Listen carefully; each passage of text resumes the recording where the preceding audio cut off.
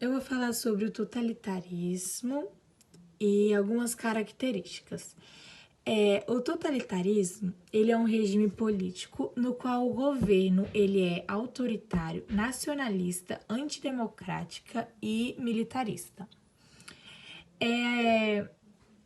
O líder, ele era uma figura muito importante nesse regime, pois eles davam culto ao líder, porque eles achavam que ele era onipresente e que mudariam vidas lá naquela época. Esse regime tinha um partido único, então os outros partidos que existiam no país eram considerados ilegais.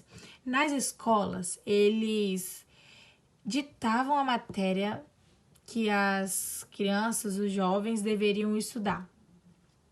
Muitas vezes eles tinham um treinamento militar e tinham instruções sobre ideologia do Estado, e eles faziam juramentos de fidelidade ao líder.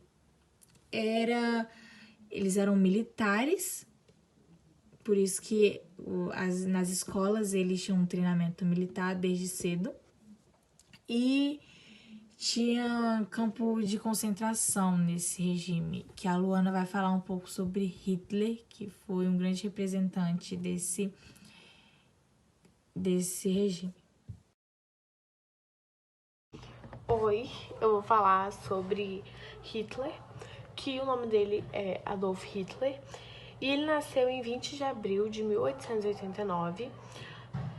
Ele era austríaco, ele nasceu numa cidade do interior que se chamava Braunau, e o nome do pai era Alois Hitler e da mãe era Clara Paulzow, acho que é assim que fala. E o pai dele era inspetor de um posto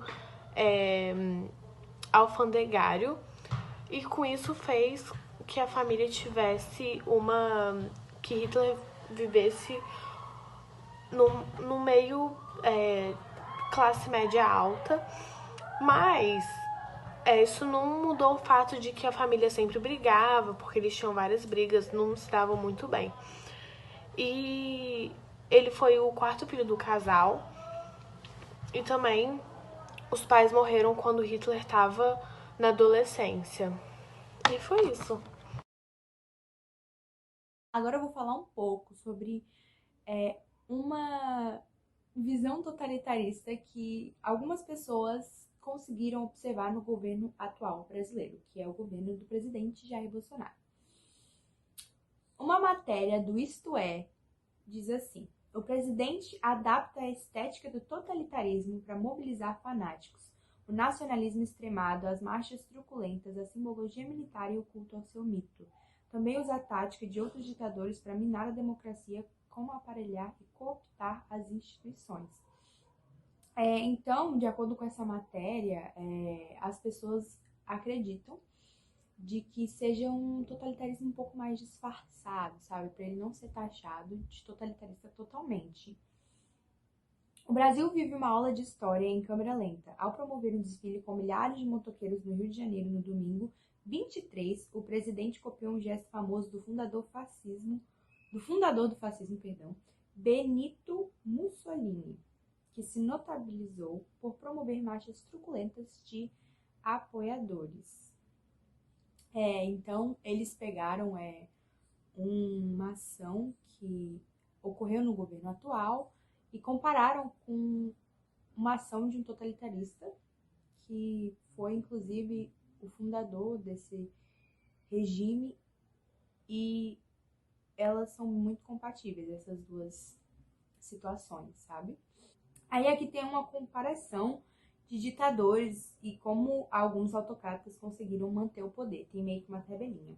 Aí fala de Hitler, que chegou ao poder na Alemanha por meio de eleições para depois criar um regime de terror baseado na ideologia de raças. Mussolini, que organizou marchas para se impor e consolidar o fascismo, criou milícias para intimar opositores, os camisas negras. Hugo Chávez chegou ao poder pelo voto, usou a ideologia socialista para reprimir a oposição e a imprensa militarizou o país.